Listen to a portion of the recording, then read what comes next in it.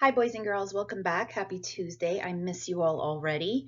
Today we're going to take a look at representing and naming fractions greater than 1, and that's in Module 13, Lesson 6. If you open your books and you turn to page 373, you can follow along as I read the I Can objective. I can identify fractions greater than 1 on a number line and write them in fraction form and as mixed numbers. What are some of the things that you see on the objective that we're building on from previous lessons? What are some new things that you see that you haven't seen before? Well, we've definitely been working with fractions, and in the last lesson we did look at fractions greater than 1. We've written fractions on a number line. The difference today is we're going to take all of those and we're going to write fractions as a mixed number. So let's see what that's all about. So today we have a special guest, and his name is Tyler, and he's going to help us learn about fractions, and we're going to put him on the spot and see everything he knows about fractions. So Tyler, what have you learned about fractions so far? Well, I know fractions have a numerator and a denominator. The numerator tells how many parts you're talking about, and the denominator tells how many parts are in one whole. Oh, all the parts of a fraction must be equal. You can also show fractions on a number line, like when you measure. They can also name a number greater than 1. You know a lot about fractions. Well, I do have one question for you. If the numerator of a fraction is greater than the denominator, what does that tell you about the fraction? That it will be more than one whole. That's right, and that's because the numerator tells me how many parts we're counting, and if we only need a specific number of parts for the denominator and the numerator is greater, then that means we have more parts than we need to make one whole. Great job. So boys and girls, turn your page and look at the build understanding. I'm going to do the first read, and I want you to follow along with us. So Tyler, when we do our first read, I want you to think about what the situation is about. Picture making a little movie in your head like you do when you're reading a story so that you understand what's going on. Okay? Jasmine has a stack of 7 waffle halves. How many plates can Jasmine fill with one whole waffle? Will any waffle halves be left over? When you hear that, what are you picturing in your head? I'm picturing waffles and plates, and she may be trying to put them on plates. Okay, so Jasmine has waffles and plates, and she's trying to put them on plates. So the second time I read the problem, I want you to listen for the quantities and tell me what they represent in the problem. So Jasmine has a stack of 7 waffle halves. Okay, how many plates can Jasmine fill with one whole waffle? Will any waffle halves be left over? Okay, what's one quantity that you see in that problem? 7 waffle halves. Okay, and what does that mean to you? 7 parts. 7 parts. What would these parts look like? How many of these parts would it take to make a whole? It would take 2 of these parts because halves are 2 equal parts of a whole. Awesome. And do you see any other quantities in the problem? 1 whole waffle. Okay, and what does the one whole waffle represent? What does it mean in the problem? Maybe she's trying to put them onto plates as 1 wholes. Awesome. So she's taking one whole waffle on each plate. So I'm going to go ahead and I'm going to draw to show the waffles. I see over here on my right, I see a picture of a half of a waffle, and I'm going to make my model based on that. So I know that I want to make 7 of these halves. That's 2 halves, 3 halves, 4 halves, 7 halves. Sorry. 1, 2, 3, 4, 5, 6, 7 halves, okay? And now I'm going to go ahead and I'm going to draw my plates around them, but how many of those parts do I have to put on each plate? 2, because 2 equal parts equals 1 whole. Good, so 2 halves equals a whole. So I'm going to go ahead and put a half and a half equals 1 whole. So I'm going to see how many groups of 2 I can make. Okay, so how many plates does Jasmine fill with whole waffles? She would fill 3 plates, as you can see. Good, 1, 2, 3 plates are completely full.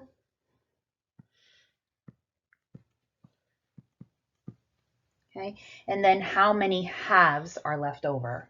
1, because 1 doesn't have a partner. Okay, so 1 half is left over. Or I can write it in words, 1 half is left over. Okay, and C says, what fraction greater than 1 and mixed number can you write to represent the waffles that Jasmine serves? So let's look at a fraction greater than 1 first. And what fraction would I write to show 7 waffle halves? 7 halves. Okay, so what number would go in my numerator? 7. And what number would go in my denominator? 2. 2, so 7 halves. So now let's look back at our model and see how many wholes that represents. 3. Okay, 3 wholes. And then how many parts do I have left over? 1 half. 1 half. I have 1 part out of 2, so I have 1 half left over. So boys and girls, we're going to take this whole number and this fraction, and we're going to put them together, and they're going to create something called a mixed number. And a mixed number is a number that has a whole number and a fraction. So it has a whole and a part, and instead of being written as a fraction, just a fraction, it's written as a whole number and a fraction. Okay. So she has 3.5 waffles. And if we look over here at our vocabulary words, we see that a fraction greater than 1 has a numerator greater than its denominator. So this fraction is greater than 1 because it has a 5 as its numerator, but its denominator is only a 3. So it only needs 3 parts to make a whole, but it has extra parts. So it's read as 5/3. Okay, and then a mixed number, which is what we just talked about, it's a number greater than 1, but instead of being represented with a numerator that's bigger, it's represented as a whole number and a fraction. So 4 and 3/8. That means 4 wholes and then 3/8 of another whole. And it's read 4 and 3/8.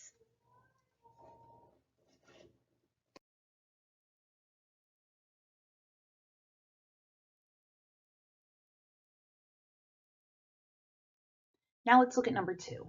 To make a shirt, Luke needs 5/3 yards of cloth. Complete the number line to show thirds. So if we're talking about 5/3, Tyler, how many equal parts will I have in each whole? You will have 3 equal parts in each whole. Good, my denominator is a 3, so I'm counting by thirds. So let's take a look at the number line to complete. We start at 0 or 0/3, and each time we're going to increase the numerator by 1 because we're adding 1 extra part. My denominator stays the same because I have 3 equal parts in each whole. That doesn't change. The size of my parts or the quantity, the amount of parts that I have in each whole doesn't change. So 0/3, I add 1 part to it, so I have 1/3. I add another part to it, I have 2/3. If I add 1 more third to it, I have 3/3. And Tyler, what does 3/3 equal? 1 whole. Awesome. So I add another part, I'm at 4/3. What do I get if I add 1 more third? 5/3. Okay, and then if I add another third? 6/3. Okay, and if I add another third, I will be at 7/3. Okay, so Tyler, how many thirds are in 1 yard? 3/3. 3/3. If I look at the space between 0 and 1, there are 3 equal parts, so I have 3/3. Okay, and the next B says, how many whole yards does Luke need?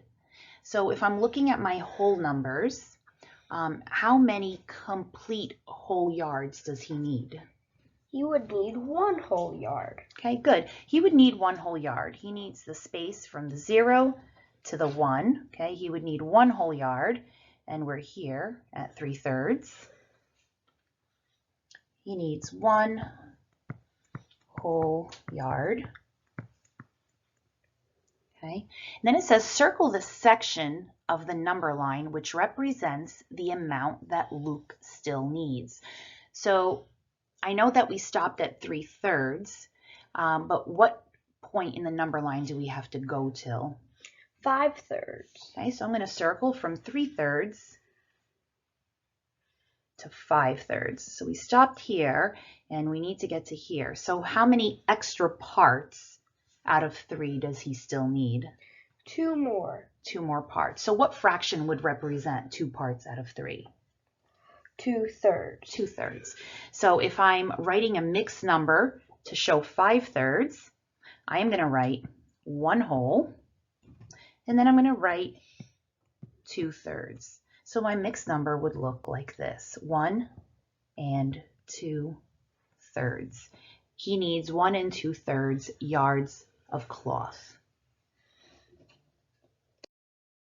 Now let's take a look at number 3. And Tyler, for this one, I'm going to hand the pen over to you, and I want you to solve this problem. Remember to show your models and explain your mathematical thinking as you're going through the steps. You got it? Yep. Go ahead. So it says Nisa's egg cartons each hold 8 eggs. Nisa has 17 eggs. How many cartons of eggs does Nisa fill? So it says draw to show the eggs in Nisa's carton. So each carton holds 8 eggs. So let's go ahead and draw a carton. 1 egg, 2 eggs, 3 eggs, 4 eggs, 5 eggs, 6 eggs, 7 eggs, 8 eggs. That's nowhere close to 17, so let's go ahead and draw another anyway. 9 eggs, 10 eggs, 11 eggs, 12 eggs, 13 eggs, 14 eggs, 16 eggs, 15 eggs, 16 eggs. But that's 1 away from 17, so let's draw another carton. There will only be 1 egg in this carton because it's 17. How many whole cartons does Nisa fill completely? Carton number 1 is full and number 2. So that will be 2 cartons. I messed that up. How many eggs are left over? What fraction of a carton is left over? So these 2 are full here, but this one has only 1 egg in it. So 1 egg left, or 1/8, because there's 8 in 1 carton. Good. So there's 1 egg left over, and since there are 8 eggs to make a whole carton, the denominator becomes 8, so 1/8. Good job. And can you solve D? Okay, it says write the number of cartons Nisa fills as a mixed number. Nisa fills 2 from here and 1/8. Good. So she fills 2 whole cartons and 1/8 of a third carton. So 2 and 1/8 cartons of eggs. Great job. So I have one last question for you. Hit me with it. Okay. How do you know that 9/2 can be written as a mixed number? Well, I know that because the 9 is a greater number than the 2, so it will be greater than 1 whole. Good, and that's because when you have a numerator that's bigger, that means you have extra parts. You have more parts than you need to make 1 whole. But how do you know that 9/2 is written as a mixed number and not just a whole number? I know that because the 2 is even and the 9 is odd, so that will equal 1 extra half. Good, because when you have an odd number, you can't break them up equally into equal groups of 2. Okay, good job. Thanks for your help today. You're welcome. Welcome back. Let's see how you did on your check understanding. I'll read the problems and you follow along with me and we'll solve them together. Number 1, Shell has 11/8 pizza to sell. How much pizza does he have? Write the mixed number, blank pizzas. So I look at my quantity, I have 11/8, and the 11/8 represents how much pizza he has to sell. And we just want that written as a mixed number. I'm going to go ahead and make a model for this one. I know that my pizzas are normally round, and looking at my denominator, I can tell that there's going to be 8 equal parts in one whole pizza. So let's start there. And I want to make sure that I'm making my parts as equal as possible. Okay, so I have one pizza and it's cut into 8ths, and I have all 8 of them. So I'm going to go ahead and shade in those 8 parts.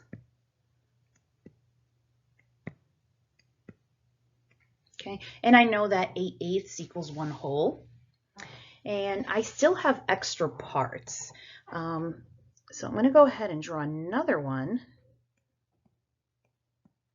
But I know that I don't have this entire pizza, because if I did, I would have 8 parts and 8 parts. That would be 16 parts.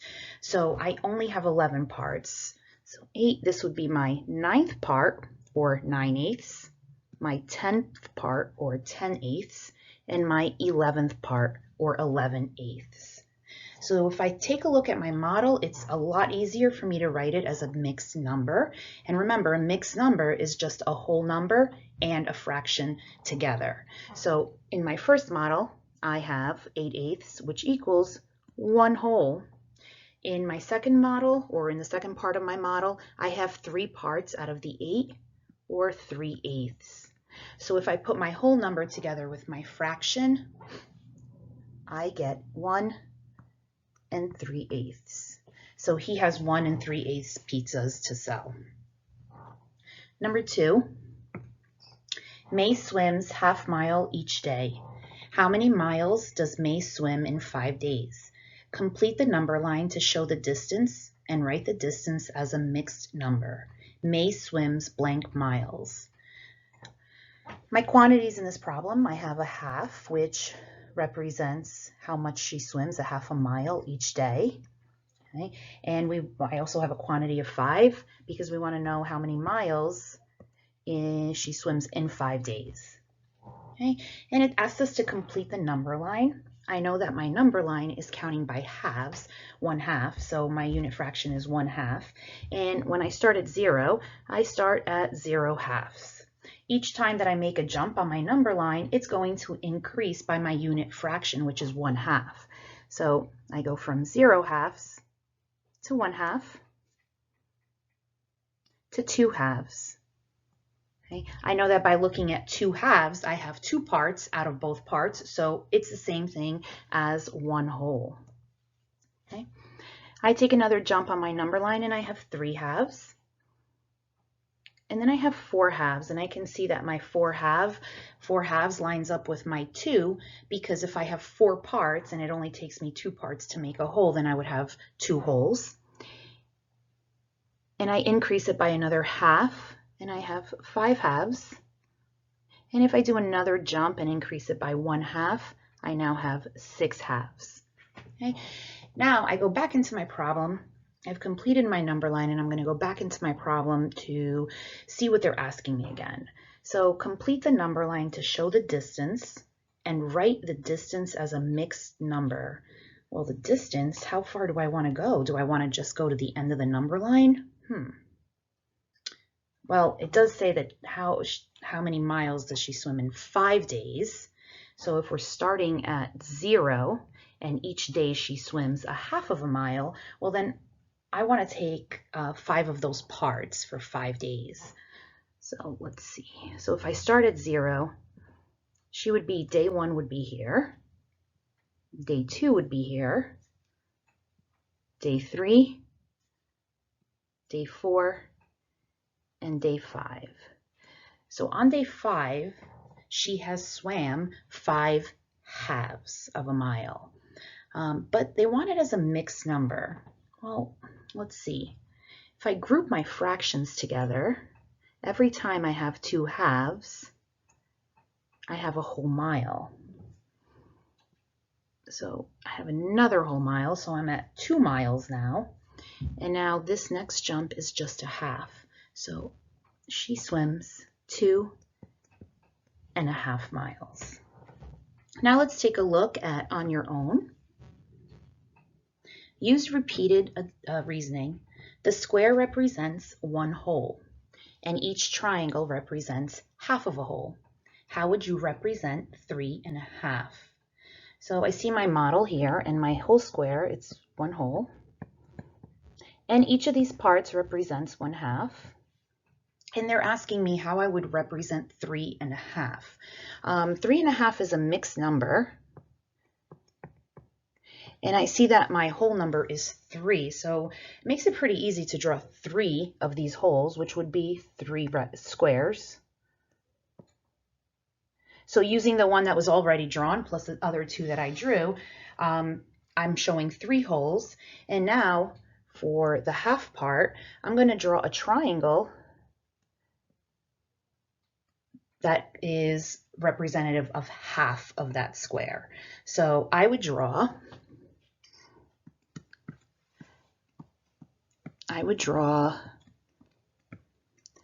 3 squares and 1 triangle.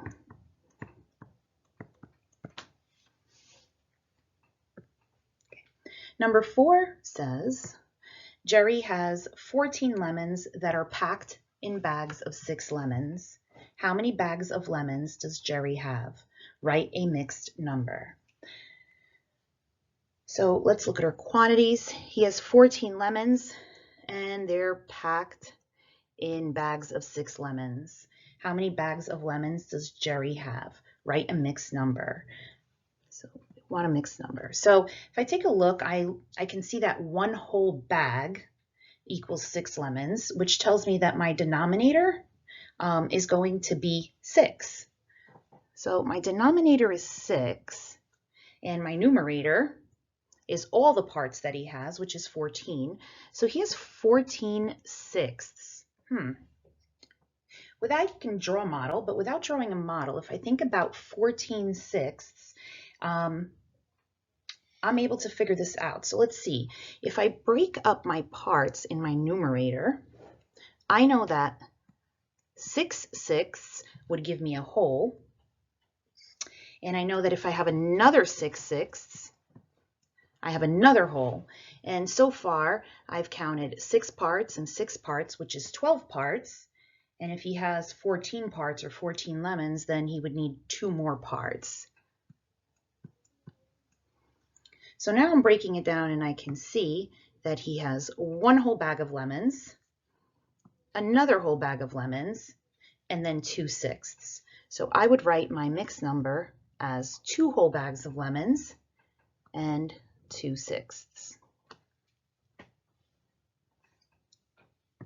Okay. Number 5, and let me just erase. Number 5, Naya needs string that is 9/6 feet long. Complete the number line to show the length of string that Naya needs. Write a mixed number. Naya needs blank feet of string. Okay, and I know that I'm counting by sixths, so my unit fraction is 1/6. On my number line, I start at 0 or 0.6, and I'm going, as I take each jump, I am just going to increase my numerator by 1 or my fraction by 1/6. So 0.6, 1/6, 2/6, 3/6, 4/6, 5/6, 6/6, 7/6, 8/6, 9/6, 10/6, 11/6, and 12/6. Okay, and write a mixed number to show 9/6. Okay, so I'm going to go ahead and circle 9/6 because this is where I want to be, and I'm going to look for a mixed number. So again, I'm going to group my fractions to make wholes. So I know that from 0 to 6/6, I get one whole. Okay, and now using the jumps that I've already drawn, I'm going to count how many extra 6 there are. So I have one whole, then I have 1/6, 2/6, 3/6. So she needs one whole and 3/6 feet of string. Okay. And number 6, 7, 8, and 9, you can do a number line. You can do any of the models that we've already used to find a mixed number. I will give you the answers for these, and if you have a difficult time, you can email me and I will definitely show you models for these. So 5/4, I know that 4/4 is one whole. Okay, and then I have an extra fourth left over that I haven't counted. So 5/4 is the same thing as one whole and 1/4. Okay, the same thing with 7/3. I'm going to see how many thirds, 3/3 I can make. So if I have 3/3, that's one whole. I can add another 3/3. That's another whole, and now I'm at 6/3. So to get to 7/3, I need that one extra jump on the number line, so an additional 1/3. So it would be 2 and 1/3. Okay.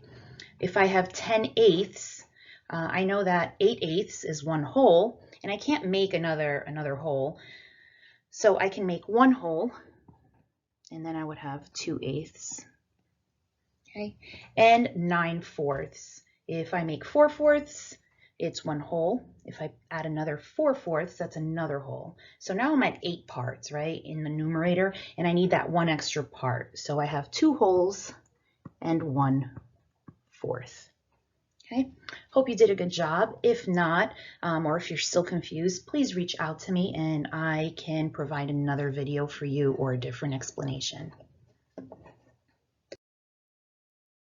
Okay, boys and girls, welcome. Today's homework is going to be a little different, and I am going to explain it in all 3 languages. So today's homework, we're going to try to get on nearpod.com, okay? And I have provided links for each of the languages on your screen. I want to see if this works. I tried it from my phone and it worked from my phone. So if you're able to complete this activity, then I'll be providing other activities on there for you that are a little different than the regular homework in the workbook. So if you go to nearpod.com, if you need the activity in English, your code is KDATJ. Okay. And please take your time in completing it. Use your notes and use your notes and use the videos. And also, when you log in, please write your first and last name so that I know whose it is. Okay? Boa tarde, meninos e meninas. Hoje nós temos uma atividade diferente. Ao fim, eu fiz uma atividade no nearpod.com para tentar ver se vocês podem fazer dos vossos telefones e dos iPads e dos computadores. Eu tentei do meu telefone e trabalhou. Se vocês necessitarem em português, o código é diferente e está agora no vosso telefone. Em português, o código é ZKGVO. Okay? E quando vocês forem fazer a atividade, por favor, usem as notas ou os vídeos e tomem o seu tempo. Por favor, escrevam o seu nome, o primeiro nome e o último nome para eu saber quem é que pude ir e fazer. Okay? Para los otros niños, la tarea hoy va a ser un poquito diferente. Yo he hecho una actividad en nearpod.com y yo también tengo en español. Vamos a intentar a ver si esas actividades se pueden hacer del teléfono y de iPad. Se da resultado, yo voy a poner más actividades así. So, si necesitan de actividad en español, pueden usar el código que está en el computador ahora, que dice Spanish, XHGNT. Okay? So boys and girls, please pick the language that you need the activity done in. Okay, and please log on to nearpod.com and complete it. Okay, and I hope to see these done quickly. Okay, thank you. See you tomorrow.